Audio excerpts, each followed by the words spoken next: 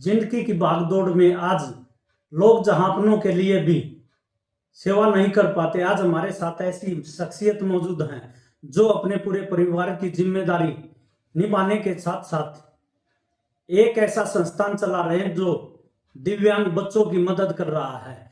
वह संस्थान सोनीपत के बालगढ़ में रेणु विद्या मंदिर के नाम से संचालित है। जज्बा कैसे उत्पन्न हुआ कि इस तरह से एक संस्थान चलाया जाए जो दिव्यांग बच्चों की मदद करे?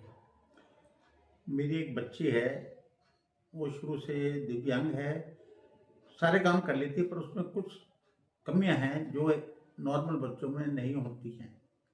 मेरे मन में ये विचार आया कि इस प्रकार के बच्चों को कहीं भी अच्छी प्रकार की शिक्षा नहीं मिल पाती। तो मैंने सोचा जब मेरे बच्चे के साथ ये है तो ऐसे गरीब लोग बहुत होंगे जिनके बच्चे ऐसे होंगे उनको शिक्षा नहीं मिल पाती होगी जी जी, या उनका गुजारा नहीं हो पाता या उनको कोई केयर नहीं करता होगा। जी मेरे मन में एक जज्बा ये हुआ कि मैं इन बच्चों की भी सेवा कर पाऊँ जैसे मैं अपने बच्चे के लिए करता हूँ। बच्चों की मदद का जज्बा उत्पन्न हुआ। उन्होंने बताया कि हमारी एक बेटी है रेनू, तो उनके मन में जज्बा उत्पन्न हुआ कि ऐसे भी और भी बच्चे होंगे, इनके साथ और बच्चों का भी किस तरह से उद्धार कराया जाए, और उन्होंने एक संस्थान के माध्यम से उनकी सेवा करने का बीड़ा उठाया। सर, कब से संस्थान शुरू है? ये संस्थान 2001 से है।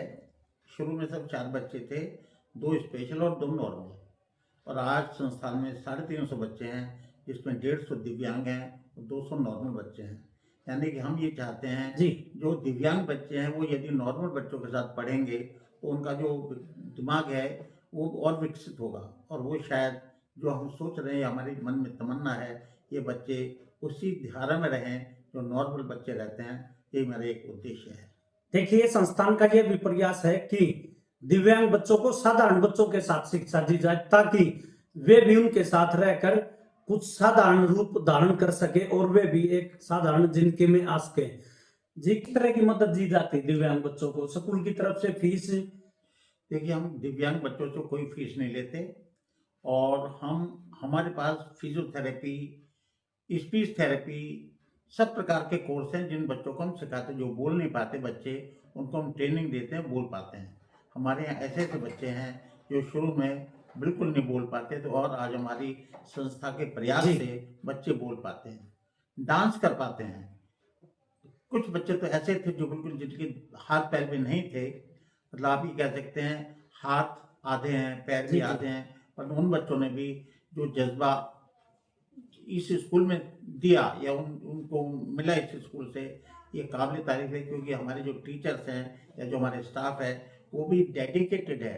वो सब जी, लोग इन जी, बच्चों को अपना बच्चा ही मानता है। जी, वो सोचता है यदि मेरा बच्चा ऐसा होता तो क्या है। मैंने ऐसे ऐसे केस देखे हैं जो बच्चा खाना नहीं खाता था तो जो टीचर्स हैं जी, अपने हाथ से खाना खिलाती हैं और सोचती हैं जैसे मैं अपने बेटे को खाना खिला रही हूँ।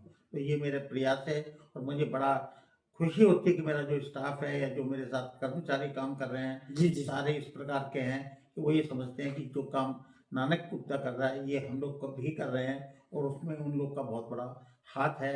मेरे जी, साथ जो लोग जुड़ते गए, और मैं तो ये समझता हूँ कि जितना काम होता जा रहा है, अभी हम लोगों ने एक हॉस्टल बनाया है। जी, एक हॉस्टल ऐसा है, वो भी शायद एक अलग तरह का है कि एक बच्चे के माँ बाप मर जाए और वो दिव्यांग है, जी, जी, उस बच्चे को कोई रखेगा कौन। तो हमने एक बेड़ा उठाया कि जब तक वो बच्चे जिंदा रहेंगे उनको रहने की, खाने की सारी सुविधा देंगे, मेडिकल सब कुछ देंगे, और जब तक वो जिंदा रहेंगे हम उनकी कोशिश करेंगे, जी, सेवा करते रहें। और जब तक हम मेरा या उन बच्चों जी, का जी। प्राण है, हमारे यहाँ पर किसी भी प्रकार की असुविधा ना हो, और ये